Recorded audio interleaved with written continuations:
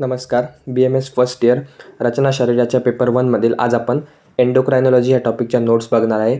तुम्हाला NCSM नुसार जो एंडोक्रायनॉलॉजी हा सिलेबसमध्ये पॉईंट दिलेला आहे, त्याच्यामध्ये जे सब पॉईंट्स दिलेले आहेत त्या सर्व पॉईंट्सची आपण बेसिकपासून ते जे ग्लँड्स दिलेत त्या सर्व ग्लँड्सच्या नोट्स पाहणार आहे या व्हिडिओमध्ये. त्यामध्ये आपण सुरुवातीला एंडोक्राइन ग्लँड्स म्हणजे काय, कोणकोणते एंडोक्राइन ग्लँड तुम्हाला सिलेबसमध्ये दिलेले आहेत, त्याचे बेसिक काय पॉईंट्स आहेत ते आपण बघणार आहे आणि त्यासोबतच जे प्रत्येक ग्लँड आहे ते आपण त्याच्या नोट्स डिटेलमध्ये बघणार आहे. त्यासाठी व्हिडिओ शेवटपर्यंत संपूर्ण नीट पहा व ऐका व ज्या मी नोट्स तुम्हाला देत आहे ते तुमच्या नोट्समध्ये एकदा लिहून घ्या, कारण जेव्हा तुम्ही बघता, लिहिता आणि परत जेव्हा वाचता तेव्हा गोष्टी अधिक जास्त चांगल्या लक्षात राहतात. त्यामुळे जसं मी सांगत आहे त्या गोष्टी फॉलो करा. तसंच BMS फर्स्ट इयर संबंधित इतर विषयाचे इतर व्हिडिओसुद्धा आपल्या चॅनलवर अपलोडेड आहेत, ते सुद्धा तुम्ही जाऊन प्लेलिस्टमध्ये पाहू शकता.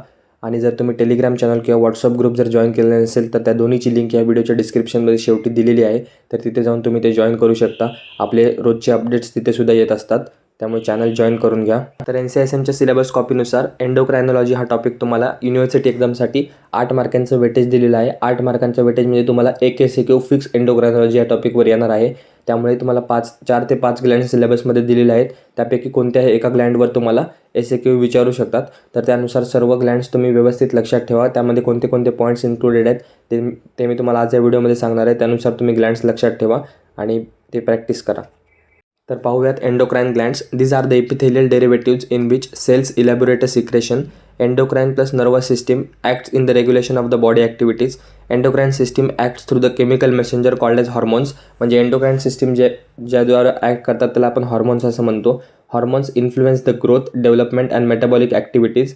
देर are 8 major endocrine glands. Major 8 किती सांगितले आहेत? 8 सांगितले आहेत. टाईप्स ऑफ ग्लँड्स 3 प्रकारे डिवाइड केलेलं आहे: एंडोक्राइन, एक्झोक्राइन आणि कॉम्प्लेक्स ग्लँड्स. एंडोक्राइन म्हणजे काय? त्यांना डक्ट्स नसतात. एक्झोक्राइन म्हणजे डक्ट्स असतात. तर इथे तुम्ही बघू शकता endocrine glands do not have ducts to carry their product to the surface, hence are called as ductless gland. त्यानंतर एंडो म्हणजे विदिन आणि क्राइन म्हणजे secrete. The secretory products of the endocrine glands are known as hormones. They are directly secreted into the blood. कोणत्याही ducts नसल्यामुळे ते direct ब्लडमध्ये secrete केले जातात. The main endocrine glands in the body are pituitary gland, thyroid Gland, पॅराथायरॉइड Gland, thymus Gland आणि suprarenal Gland. आणि हेच तुम्हाला सिलेबस कॉपीमध्ये मस्ट टू नोच्या अंडर दिलेले आहेत. त्यानंतर आणखीन एक छोटासा पॉईंट तो म्हणजे structure and function of endocrine glands. तर एंडोक्राइन ग्लँड्सचं स्ट्रक्चर कसं असतं, तर आत्ताच आपण पाहिलं की ते डक्टलेस असतात, त्यामध्ये कोणतेही डक्ट्स नसतात. रिच ब्लड सप्लाय असतो. त्याचे सेल्स अरेंज्ड असतात कॉर्ड्स, क्लस्टर्स, फॉलिकल्स एका फॉर्ममध्ये. त्यानंतर hormones are synthesised and stored within the cells all extracellularly. They are regulated by the feedback mechanism. Mostly कोणता फीडबॅक असतो? निगेटिव्ह फीडबॅक असतो. तर हे त्याचं स्ट्रक्चर होतं थोडक्यात. त्यानंतर नेक्स्ट आहे फंक्शन्स. फंक्शन्स काय आहेत एंडोक्राइन ग्लँडचे? तर regulation of metabolism, growth, development, reproduction, stress response आणि मेंटेनन्स ऑफ द होमिओस्टॅसिस. हे बेसिक फंक्शन्स आहेत. नंतर आपण प्रत्येक ग्लँडचे डिफरंट फंक्शन्स बघणार आहे, तर ते तुम्ही नंतर ॲड करू शकता. पण सुरुवातीला बेसिक फंक्शन जर एंडोक्राइन ग्लँडची माहिती असली पाहिजे तर हे बेसिक फंक्शन्स आहेत. त्यानंतर आता आपण चालू करूयात पिच्युटरी ग्लँडपासून. It is a small endocrine gland situated near the base of the brain. Base of the ब्रेनला सिच्युएटेड असते. Also called as master endocrine gland. कोणती ग्लँड स्टडी करत असताना ती कुठे सिच्युएटेड आहे, त्याचं लोकेशन काय, त्याची साईज काय, शेप काय, त्याला कोणाची उपमा दिलेली आहे, त्याचं वेट, त्यानंतर मग त्याचं पार्ट्स, जर काय सरफेस बॉर्डर असतील, पार्ट्स असतील, त्याची क्लिनिकल ॲनाटॉमी. तर हे सर्व पॉईंट्स असे सिक्वेन्सने आले पाहिजे. तर pituitary gland it is located hypophyseal fossa of the sphenoid bone. त्याचे डायमेन्शन सांगितलेत: लेंथ 8 mm, ब्रेथ 12 mm आणि थिकनेस 6 mm. युनिट व्यवस्थित लक्षात ठेवा, MM सेंटीमीटर करू नका, त्याची साईज लगेच वाढते.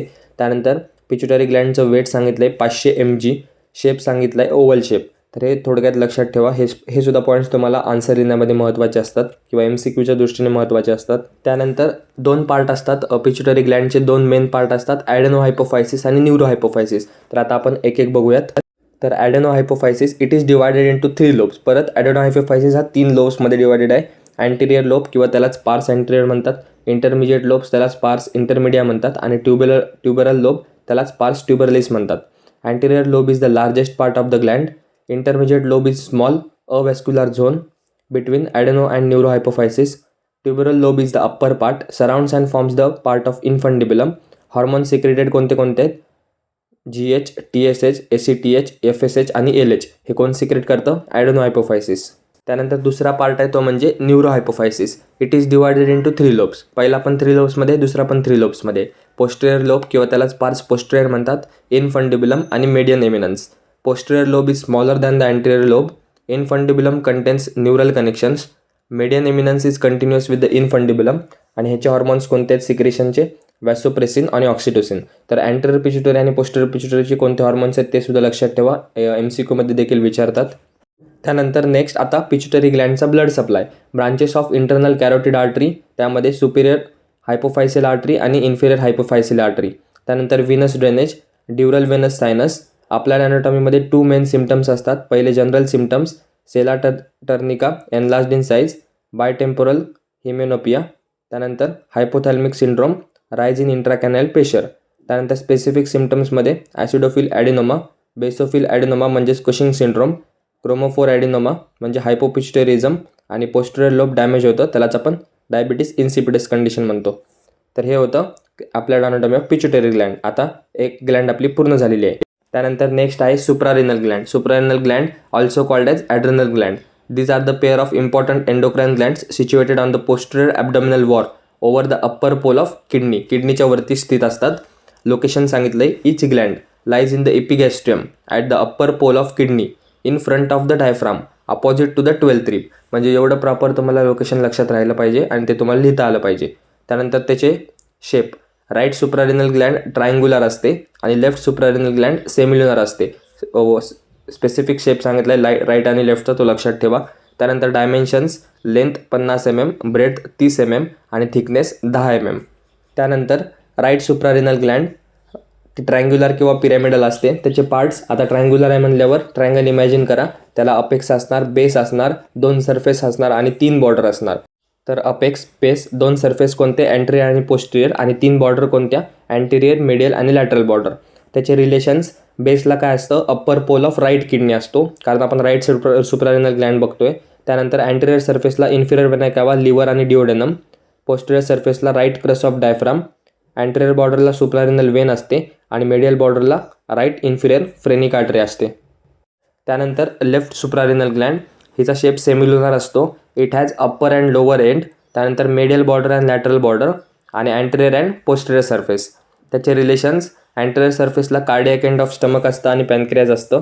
पोस्टेरियर सरफेसला kidney and left crus of diaphragm असतं आणि मिडल बॉर्डरला लेफ्ट कोलिक गँग्लियन आणि फ्रेनिक आर्टरी. हिस्टोलॉजीमध्ये adrenal gland shows 2 parts on cross section. जेव्हा आपण एखाद्या ग्लँडचा ॲड्रिनल ग्लँडचा क्रॉस सेक्शन घेतो तेव्हा त्याच्यामध्ये 2 पार्ट्स दिसतात. एक तर ॲड्रिनल कॉर्टेक्स आउटर पार्ट असतो, 80% असतो, आणि दुसरा ॲड्रिनल मेडुला, हा इनर पार्ट असतो, 20% असतो. त्यानंतर नेक्स्ट त्याचा सुप्रारिनल ग्लँडचा ब्लड सप्लाय. त्यामध्ये superior, middle and inferior suprarenal arteries. Venous ड्रेनेजमध्ये right suprarenal vein, left suprarenal vein. आणि नर्व सप्लायमध्ये through myelinated pre ganglionic sympathetic fibres. जेव्हा तुम्ही 4-5 ग्लँड एकत्र स्टडी कराल तेव्हा तुमच्या लक्षात येईल की काही आर्टरी वेन त्यांच्या नावानेच त्यांचा आर्टरी वेन आहे, तर त्यानुसार तुम्ही सोप्या पद्धतीने लक्षात ठेवू शकता. त्यानंतर सुप्रारिनल ग्लँडचे applied anatomy, Cushing syndrome, hyperaldosteronism आणि ॲड्रिनोजेनेटल सिंड्रोम, एवढं लक्षात ठेवा. त्यानंतर नेक्स्ट इम्पॉर्टंट ग्लँड ती म्हणजे thyroid gland. It is an endocrine gland which regulates the BMR म्हणजे basal metabolic rate, stimulates the somatic and psychic growth, also plays a important role in the calcium metabolism. त्याचं location कुठे आहे?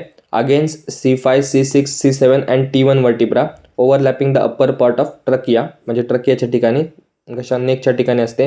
त्याचं dimension सांगितलेत, length 5 centimetre, breadth 3 centimetre आणि thickness 2 centimetre. त्यानंतर capsules. Thyroid gland has 2 capsules. 2 capsule असतात thyroid ग्लँडमध्ये, true capsule आणि false capsule. True capsule, it is the peripheral condensation of connective tissue of the gland. आणि false capsule, it is derived from pretracheal layer of the deep cervical fascia, thin along the posterior border of the lobes आणि thick on the inner surface of the gland. त्यानंतर thyroid ग्लँडचे parts. Thyroid gland has 3 lobes and isthmus. 3 lobes असतात. लोब्स कोणते कोणते आहेत? Right lobe, left lobe आणि pyramidal lobe. Right and left lobes are conical in shape and form vertical limbs of H.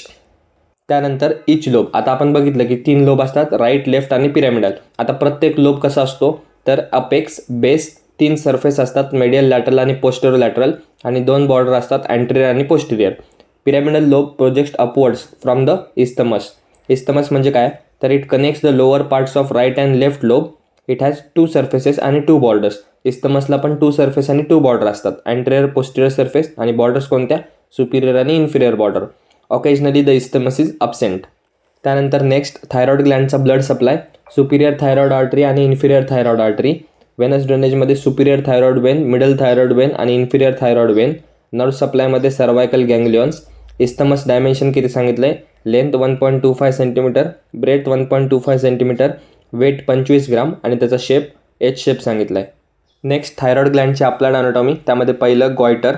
Enlargement of the thyroid gland is called as goitre. It is due to the iodine deficiency, also called as simple goitre और iodine deficiency goitre.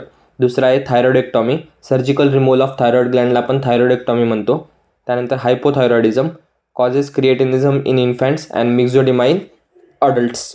तर ही होती thyroid gland. Next आहे parathyroid gland. They are the two pairs of small endocrine glands lie on the posterior border of thyroid gland within the capsule. थायरॉइड ग्लँडच्याच posterior बॉर्डरवर असतात म्हणून त्यांना पॅराथायरॉइड असं म्हणलं आहे. Secretes the hormone parathormone, controls calcium metabolism. Shape oval or lentiform. Dimensions length असते 6 mm, ब्रेथ 4 mm, वेट सांगितले 50 mg आणि थिकनेस 2 mm. याची अप्लाइड अनाटॉमी हायपर पॅराथायरॉइडिझम म्हणजेच एक्सेसिव्ह सिक्रेशन ऑफ पॅराथॉर्मोन आणि हायपोपॅराथायरॉइडिस म्हणजे रिझल्ट्स इन हायपोकॅल्सिमिया. तर छोटासा ग्लँड आहे पॅराथायरॉइड ग्लँड, फक्त वाचून ठेवा, शक्यतो विचारत नाही. त्यानंतर एंडोक्रायनॉलॉजीमधला आपला आजचा ह्या व्हिडिओमधला आणि सिलेबस कॉपीनुसार शेवटचा पॉईंट तो म्हणजे thymus gland. It is a important lymphoid organ सुद्धा आहे. Well developed at the birth, continues to grow up to puberty, gradually replace by the fat. त्याचं लोकेशन काय सांगितलं? Located in the anterior and superior mediastinum of the thorax, extending above into the lower part of neck. Weight किती सांगितलं आहे? At birth 10 ते 15 gram, at puberty 30 ते 40 gram आणि अडल्ट्समध्ये 10 gram. त्याचं स्ट्रक्चर सांगितलं आहे thymus is a bilobe structure made up of 2 pyramidal lobes of unequal size. It is connected to each other by areolar tissue.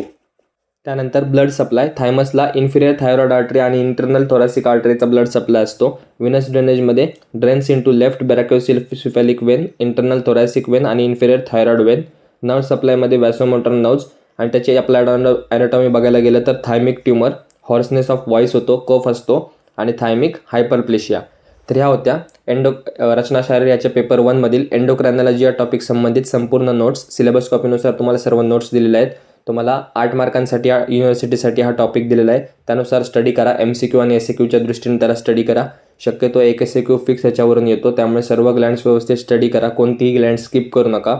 सर्व ग्लँड्स इम्पॉर्टंट आहेत. कोणत्याही ग्लँडवर SAQ विचारू शकतात, तर त्या दृष्टीने त्यांना प्रॅक्टिस करा, स्टडी करा. तसंच जर तुम्हाला BMS फर्स्ट इयरचा कोणत्याही विषयाच्या कोणत्याही टॉपिकच्या नोट्स पाहिजे असतील किंवा कोणतं शॉर्ट्स टिप्स अँड ट्रिक्सचे व्हिडिओ पाहिजे असतील तर तुम्ही नक्की कमेंट करा. त्यावर देखील आपण व्हिडिओ बनवू. हा जर व्हिडिओ तुम्हाला आवडला असेल तर व्हिडिओला लाईक करा, चॅनलला सबस्क्राईब करा, तुमच्या इतर मित्रांमध्ये शेअर करा. आपण भेटूया पुन्हा असंच एका नवीन व्हिडिओमध्ये नवीन टॉपिकसोबत. धन्यवाद. So guys, subscribe Ayurveda essence for more such videos. You will get all hand written notes here.